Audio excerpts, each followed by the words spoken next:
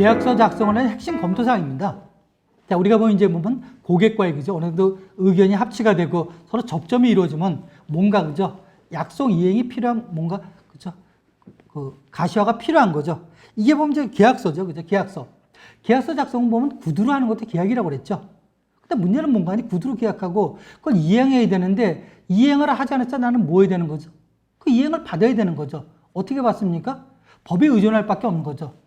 그러면 결국엔 법에 의존한다는 건 뭐니? 그러한 계약이 있었고 약속이 있다는 건 내가 주장해야 되는 거죠. 입증, 있었다는 건 내가 확인시켜줘야 되는 거죠. 근데 상대방이 기억이 나지 않는다? 그게 그런 뜻이 아니었다? 굉장히 어려워지는 거죠. 그래서 우리가 보면 모든 계약서를 작성하는 건 아니에요. 구두로도 해요. 그런 계약 많아요. 그렇지만 나중에 그런 문제가 생기다 보니까 저는 그렇게 생각해요. 그런 기업들도 있지 않습니까? 우리 보면, 인수증 같은 경우 있죠. 물건을 줬다. 인수증에 뭘 받아두는 게 굉장히 중요하다 이거죠. 자, 그래서 뭐 계약이라는 건 뭔가니 서로 당사자 간의 이제 의사의 합치가 되는 거죠. 그죠? 그래서 이 계약서 내용은 뭔가니 계약 내용이 특정화돼야 돼요. 뭘 계약하는지 뭐냐. 그죠? 그래서 계약서를 만들 때 뭡니까? 무슨 계약인지 계약 내용이 특정화돼야 되는 거고요. 뭐 그런 모호한 문구보다 뭡니까? 단순 명료한 문구가 상당히 좋다는 거죠. 그래서 이 계약서를 작성하게 되면 나중에 뭡니까? 이 작성하게 되면 나중에 뭐예요? 어떤 효과가 있는지 상대방이 뭐예요? 계약 내용을 서로 부인하려고 그러다도 상대방이 내가 무슨 계약서를 썼지 그러니까 뭡니까? 사람들이 보통 심리 자체가 그런 것 같아요. 문서로 있다 뭐뭐 있지 않습니까? 그걸 갖다가 뒤집기가 상당히 어렵거든요. 그러니까 그런 사람들 대단한 사람들이에요. 재판 나와서 있지 않습니까? 그런 내역이 없다 주장하면서 그걸 뒤집으려고 하는 사람들은 멘탈이 그건 대단한 사람들이고요. 보통은 그렇지가 않아요. 계약서가 있다 보니까 보통 뭔가 수능, 그죠? 하려고 따라가려고 노력을 많이 하는 거죠. 그죠? 그래서 계약서 쓰게 되면 뭐 하는 거죠? 나중에 우리가 보면 넘기면서 뭡니까? 서로 간의 도장을 같이, 그죠? 날인을 같이 하지 않습니까? 왜?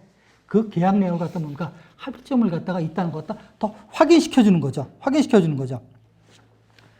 또 우리 이제 계약하다 보면 그런 경우 있죠. 개인 사업자, 그죠? 개인 사업자가 대표자가 변경한다는 건 이제 중첩적, 그죠? 제가 채무인수 계약을 한다고 돼 있었고요. 이런 얘기를 했었고요. 이제 계약하다 보면 법인이 이름을 바꿔버려요. 기존의 계약 내용하고 법인이 이름을 바뀌어진 거, 그때는 어떻게 합니까? 법인이 이름은 바뀌어진 건 뭡니까? 새로운 계약을 체결할 필요는 없어요. 당사자는 마찬가지예요.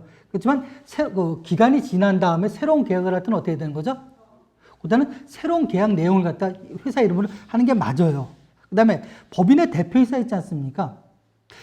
계약 도중에 법인의 대표이사가 변경돼도 계약 그죠? 당사자 변경 사유는 아니에요. 그게 아니에요. 그건 아니에요.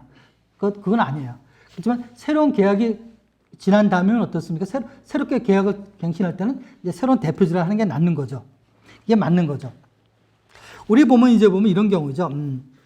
그 등록된 인감하고 우리 보면 일반 인감 있지 않습니까? 일반 막도장 어느 게 좋은 것 같아요?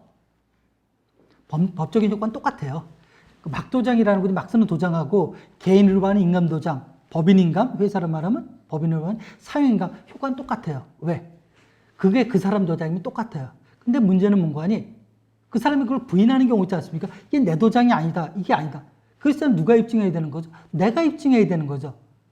그런데 보면 법인인감 도장이라든지 사유인관계를 바꿔서 사유인관계 인감인증서 받지 않습니까?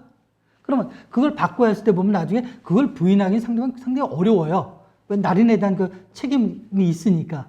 근데 막도장 같은 거 막 쓰는 도장은 그런 건 아니라고 주장하게 되면 과거에 내가 그런 날인을 받았다든지 이 사람이 다른 데도 그런 걸 날인했던 입증해야 되니까 또 그런 불편은 있는 거죠. 그죠? 그래서 가급적이면 어떻습니까? 우리가 보면 인감, 그죠?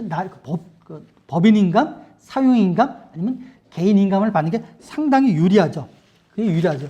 근데 요즘 계약할 때는 또 뭐 합니까? 무인이라고 그러죠. 무인까지 받아두기도 해요.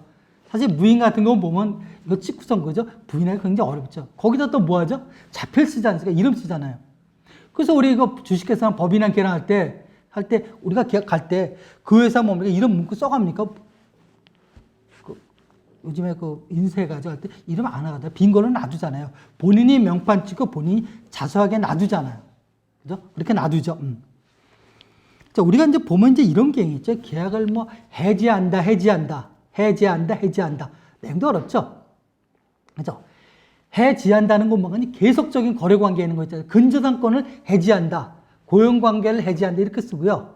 해지한다는 건 단편적인 거. 우리 앞으로 거래 한 번 사온 거 있지 않습니까? 거래 이걸 해지한다는 거죠.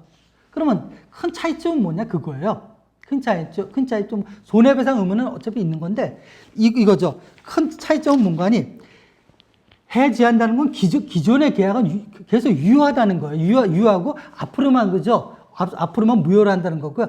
해지한다는 건 기존의 계약이 있지 않습니까? 기존의 그 계약까지 뭡니까? 그 전철에서 다 소급해서 그죠? 무효로 시킨다는 그런 의미를 말하는 거죠. 그럼 그죠? 이게 해제가 됐든 어떻게 해야 되는 거죠?